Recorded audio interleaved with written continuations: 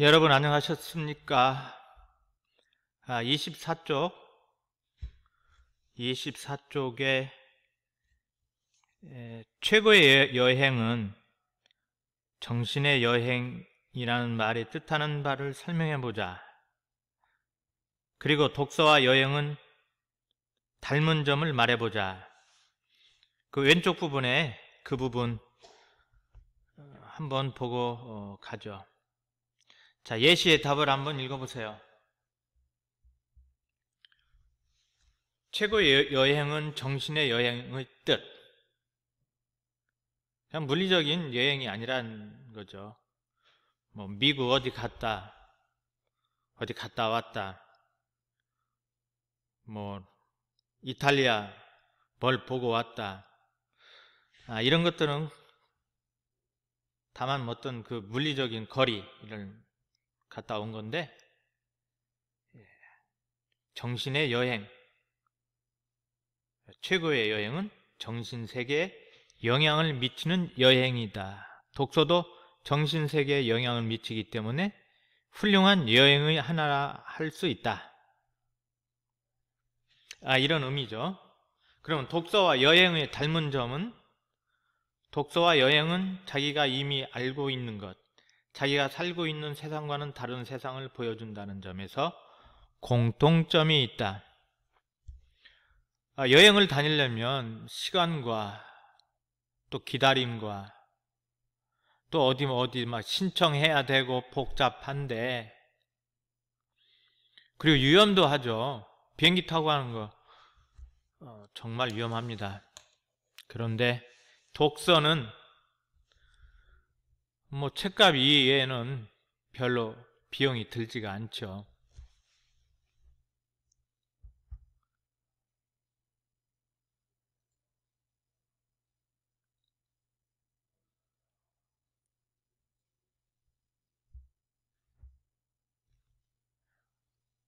바로 본문 들어가죠.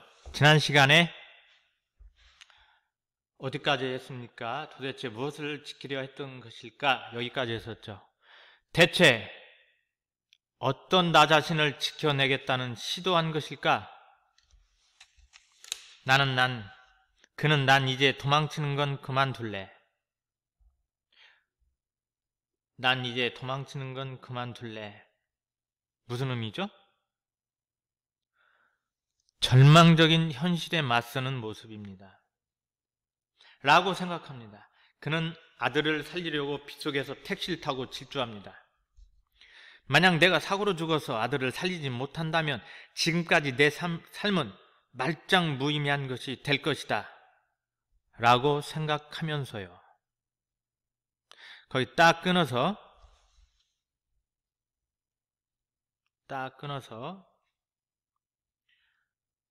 개인적인 체험의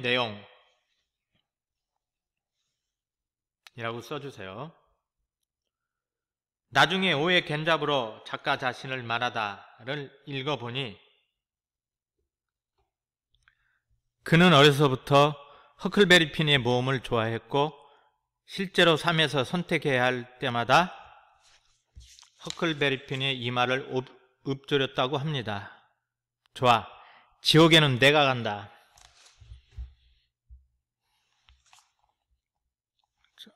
어떤 그 절망적인 현실에도 당당히 맞서려고 하는 의지가 드러나 있죠.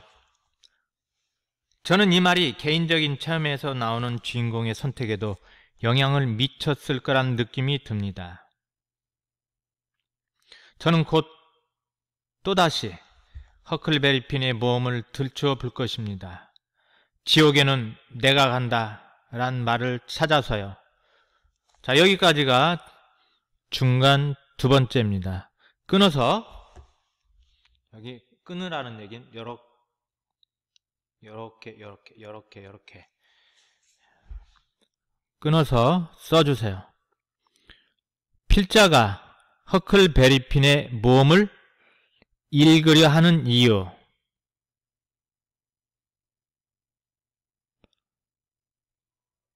자, 이제 중간 세 번째. 자, 마지막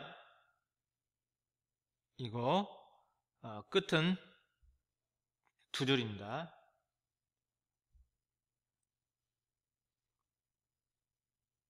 자, 여기서부터 오의 겐자부로는 신곡 또한 좋아합니다. 단테의 신곡. 정말 재밌게 읽었던 책 가운데 하나죠. 선생님은 대학교 때 책을 읽은 거 많이, 물론 대학교 때도 많이 읽었지만 고등학교 때 더 많이 읽었습니다. 뭐 신곡 역시 고등학교 때 읽은 책들이죠. 또한 좋아합니다. 저는 언제 신곡을 읽어야겠다 하고 쭉 생각하고 있었습니다. 필자의 좋아하는 작가가 오의 겐지브로임을 짐작할 수가 있죠. 그런데 미루어두던 신곡을 실제로 읽게 된 계기는 그 밑에 나오겠지만 실제로 읽게 된 계기가 그 천안함 피격 사건으로 인한다라는 것입니다. 밑에 나와 있습니다. 현실에서 왔습니다. 여기서 세 번째 목록 작성법이 탄생합니다. 현실에서 궁금한 것을 책에서 찾아 읽는 겁니다. 딱 끊으세요. 필자의 책 목록 작성법. 세 번째, 현실에서 궁금한 것을 책에서 찾아보기 라고 써주세요. 선생님이 너무 빨리 진도를 나가기 때문에 못 쓰겠어요. 그러지 말고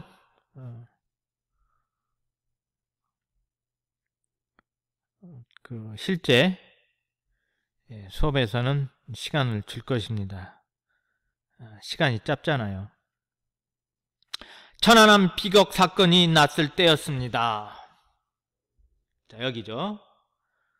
신곡을 실제로 읽게 된 계기가 된 사건이죠. 신곡을 실제로 읽게 된 계기가 된 사건.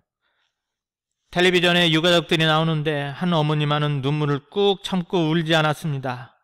어머니는 왜 울지 않느냐는 질문을 기자가 던졌던 것 같습니다.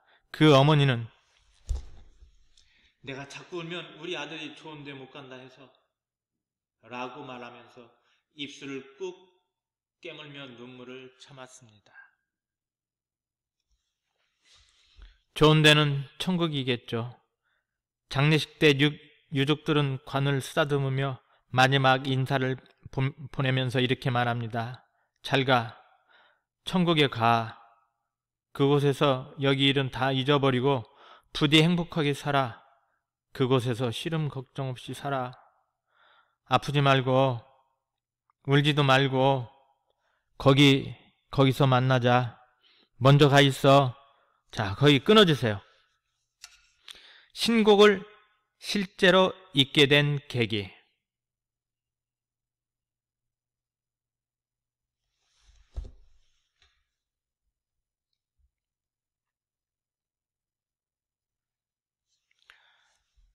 천국의 소망이 아니면 정말 위로가 안 되는 안타까운 죽음들이었습니다.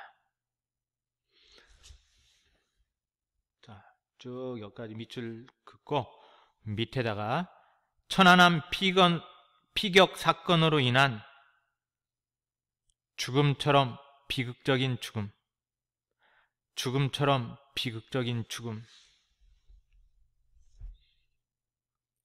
저 역시 장례식을 보면서 눈물을 흘렸습니다. 그러면서도 천국은 어떤 곳일까?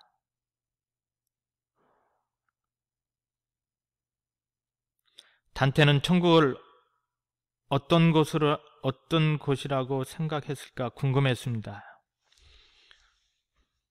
궁금했으면 읽어봐야죠. 바로 신곡을 읽게 만든 궁금증이 발동한 겁니다. 결국 신곡을 읽었습니다. 그런데 천국은 우리가 상상하는 그런 곳이 아니었습니다.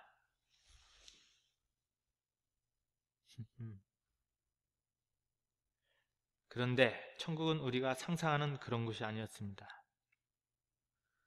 신곡에서 나온 천국이 일반적인 천국과 다르다라는 내용이죠. 천국에 간 사람들은 우리를 잊고 행복하게 사는 것이 아니었습니다.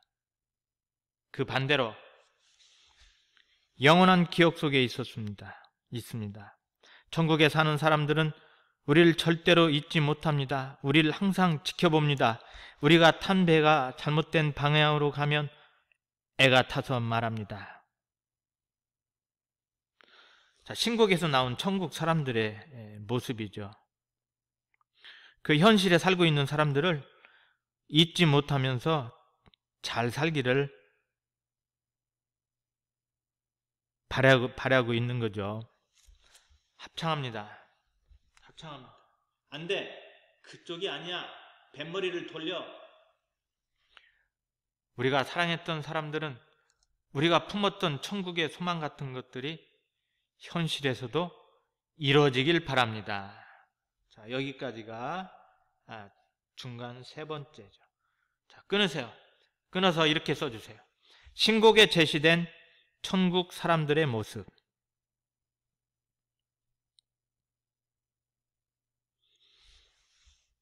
자, 끝이라고 여기다 이 옆에다 써줘. 이것이 저의 책 목록 작성법입니다. 관심 있는 주제별로 책 읽기, 책 속의 책을 따라 여행하기, 현실에서 궁금한 것을 책에서 찾아보기. 이것이 필자의 책 목록 작성법 3가지입니다. 이것은 이제 그 독서 시험 볼 때 이 필자의 책 목록 작성법 3가지를 쓰시오. 이렇게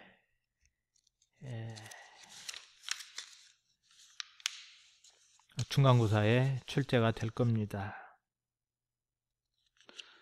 필자의 책 목록 작성 방법 3가지를 이렇게 요약하고 끝을 냈죠. 자, 날개 활동 교과서 25페이지 천일 야화풍의 여행기 목록은 어떤 것인지 설명해보자.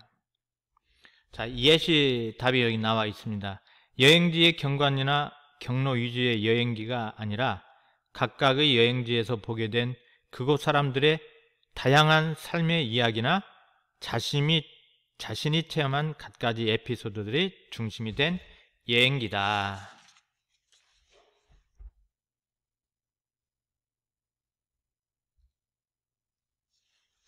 그리고 교과서 26쪽 그 왼쪽에 지옥에는 내가 간다 라는 말 속에 삶에 대한 어떤 태도가 담겨 있는지 말해보자 그랬죠.